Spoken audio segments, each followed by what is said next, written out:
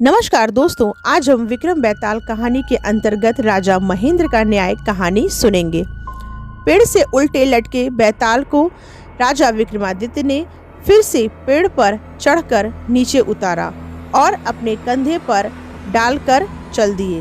बेताल मन ही मन राजा के धैर्य और साहस की प्रशंसा कर रहा था। बेताल ने फिर से कहानी शुरू कर दी। कभी वाराणसी में राजा महेंद्र का शासन हुआ करता था। वे राजा विक्रमादित्य की तरह दयालु और धैर्यवान थे। नैतिकता से भरपूर वह बहुत ही उदार शासक थे। उनके इन्हीं गुणों के कारण प्रजा उन्हें बहुत पसंद करती थी। उसी शहर में धनमाल्य नाम का एक बहुत ही धनी व्यापारी रहता था। वह दूर दूर तक अपने व्यापार और धन के लिए प्रसिद्ध था। धनमाल्य की एक खूबसूरत जवान पुत्री थी। लोग कहते हैं कि वह इतनी सुंदर थी कि स्वर्ग की अप्सराएं भी उससे ईर्ष्या करती थीं। उसके काले लंबे बाल ऐसे लगते थे जैसे काली घटा हो। त्वचा दूध के समान सफेद थी और स्वभाव जंगल के हिरण की तरह कोमल था। राजा ने भी उसकी तारीफ सुनी। उसे प्राप्त करने की इच्छा राजा के मन में जागृत हो गई। राजा ने अपनी 2 विश्वास पात्र सेविकाओं को बुलवाया और कहा, तुम लोग व्यापारी के घर जाकर उसकी पुत्री से मिलो। लोगों की बातों की सच्चाई का पता करो कि सच में वह रानी बनने योग्य है या नहीं। सेविकाएं अपने कार्य के लिए चल दी।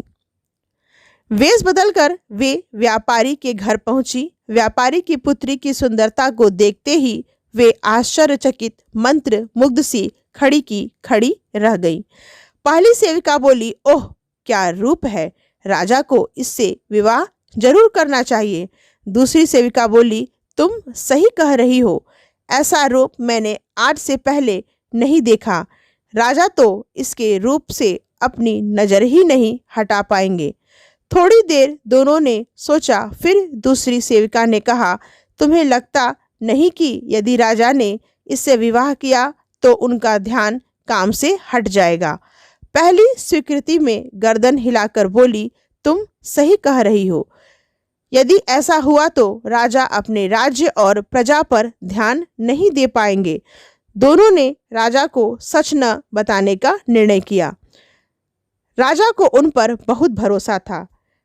राजा को जैसा बताया गया उसी को उन्होंने सही मान लिया, पर उनका दिल टूट गया।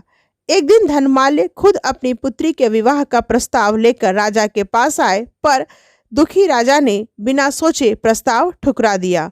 निराश होकर धनमाल्य ने पुत्री का विवाह राजा के एक दरबारी से कर दिया। जीवन रूपी गाड़ी चल रही थी। कुछ दिन बीत गए। एक दिन राजा अपने रथ पर सवार होकर अपने दरबारी के घर की ओर से गुजरे। उन्होंने खिड़की पर एक बहुत सुंदर स्त्री को खड़ा देखा। राजा उसके रूप से बहुत प्रभावित हुए। राजा ने सारथी से पूछा, मैंने ऐसा रूप पहले कभी नहीं देखा। यह खिड़की पर खड़ी स्त्री कौन है? सारथी ने कहा, महाराज, यह व्यापारी धनमाल्य की इकलौती पुत्री है। लोग कहते हैं कि स्वर्ग की अप्सराएं भी उसके रूप से ईर्ष्या करती हैं। आपके एक दरबारी से ही उसका विवाह हुआ है। राजा क्रोधित होता हुआ बोला, यदि तुम्हारी बातों में सच्चाई है तो दोनों सेवकाओं ने मुझसे झूठ कहा है। तुरंत उन्हें मेरे पास बुलाया जाए, मैं उन्हें मृत्यु दंड दूंगा। दोनों सेविकाएं राजा के सामने बुलवाई गईं। आते ही दोनों राजा के पैर पकड़कर क्षमा प्रार्थना करने लगी। उन्होंने सारी बात राजा को बता दी, पर राजा ने उनकी बातों पर ध्यान न देते हुए उन्हें तुरंत मृत्युदंड दे दिया। कहानी पूरी कर बेताल ने कहा, प्रिय राजन, दोनों सेविकाओं को मृत्युदंड देने का राजा महेंद्र का निर्णय क्या आपको सही लगता है? विक्रमादित्य ने जवाब दिया, एक सेवक का कर्तव्य अपने स्वामी की आज्ञा मानना है। सेविकाएं सजा की हकदार थी। उन्हें राजा को जैसा देखा था वैसा ही बताना चाहिए था, पर उन्होंने ऐसा नहीं किया।